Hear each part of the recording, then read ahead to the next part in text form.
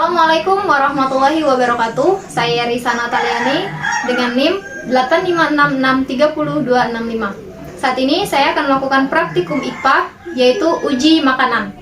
Yang pertama, saya akan melakukan praktik dengan uji lemak, kemudian yang kedua dengan uji karbohidrat. Oke, langsung saja kita akan melakukan praktikumnya. Pertama, kita akan melakukan uji karbohidrat.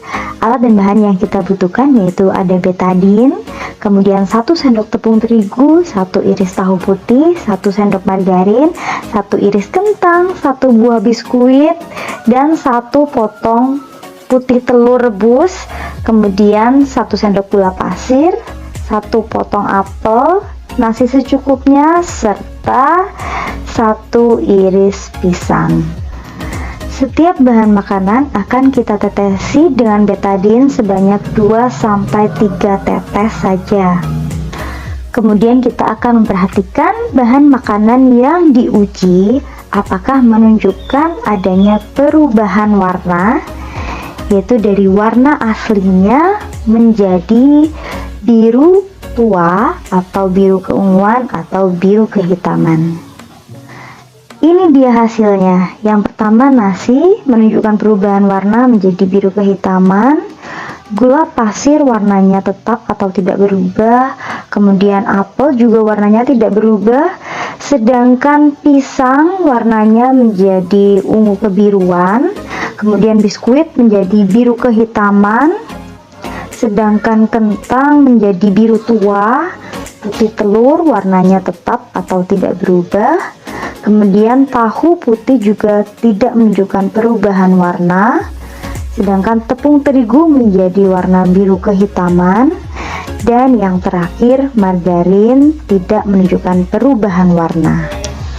Berikut adalah tabel hasil pengamatan uji karbohidrat pada makanan. Kesimpulannya adalah kandungan zat makanan atau karbohidrat dalam suatu bahan makanan dapat diidentifikasi melalui sebuah pengujian menggunakan larutan betadin.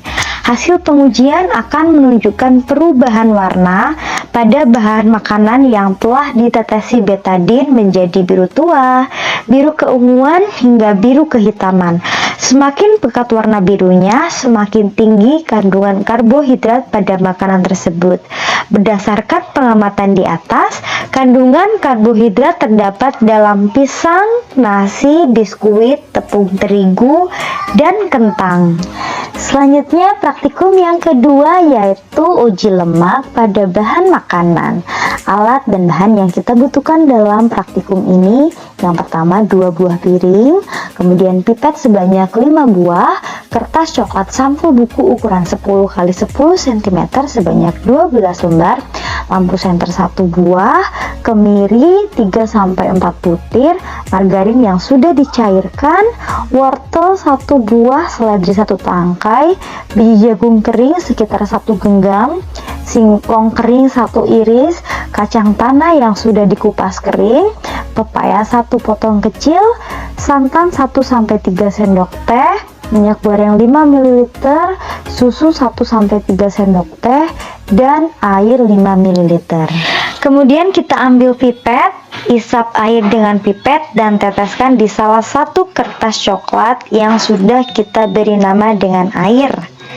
Yang kedua, kita ambil pipet yang lain, kita isap minyak dengan pipet dan teteskan di atas kertas coklat yang sudah diberi nama minyak.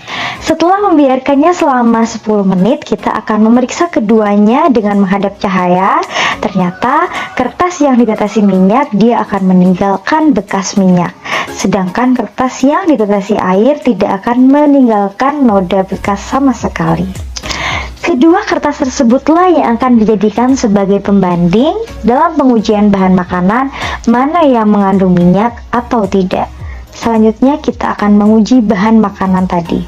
Yang pertama, kita oleskan kemiri di atas kertas sampul coklat. Kita ulangi sampai beberapa kali. Yang kedua, kita isap margarin menggunakan pipet tetes dan kita teteskan 2-3 tetes ke atas kertas sampul coklat. Yang ketiga, kita mengambil beberapa daun seledri, kemudian kita oleskan beberapa kali di atas sampul coklat. Begitupun seterusnya. Untuk bahan makanan yang padat, kita oleskan saja di atas kertas sampul coklat, sedangkan bahan makanan yang cair akan kita isap menggunakan pipet tetes dan kita teteskan 2-3 tetes di atas kertas sampul coklat. Setelah itu kita diamkan selama kurang lebih 10 menit dan kita amati apakah kertas sampul coklat tersebut meninggalkan bekas atau tidak pada bahan makanan yang sudah kita uji. Jika sudah 10 menit, kita akan mengecek kondisi kertas tersebut menggunakan bantuan senter. Ternyata kacang tanah kering meninggalkan bekas noda minyak, sedangkan wortel tidak. Santan juga meninggalkan bekas noda pijak, sedangkan seledri tidak. Kemudian susu meninggalkan bekas noda minyak, sedangkan pepaya tidak. Margarin juga meninggalkan bekas noda minyak, sedangkan singkong kering tidak, dan kemiri meninggalkan bekas noda minyak, sedangkan biji jagung kering tidak. Berikut adalah tabel hasil pengamatan uji lemak pada makanan. Kesimpulan hasil praktikum kali ini adalah kandungan zat makanan, salah satunya lemak, pada sebuah bahan makanan dapat diidentifikasi keberadaannya menggunakan sebuah pengujian sederhana, yaitu dengan menggosokkan bahan makanan padat atau meneteskan bahan makanan cair ke permukaan kertas coklat sampul buku. Bahan makanan yang mengandung lemak akan meninggalkan bekas noda minyak pada kertas, sedangkan bahan makanan yang tidak mengandung lemak tidak akan meninggalkan bekas noda. Berdasarkan hasil pengujian di atas, kemiri, margarin, kacang tanah kering, santan, dan susu merupakan bahan makanan yang mengandung lemak. Sekian dulu praktikum kali ini. Sekian dan terima kasih.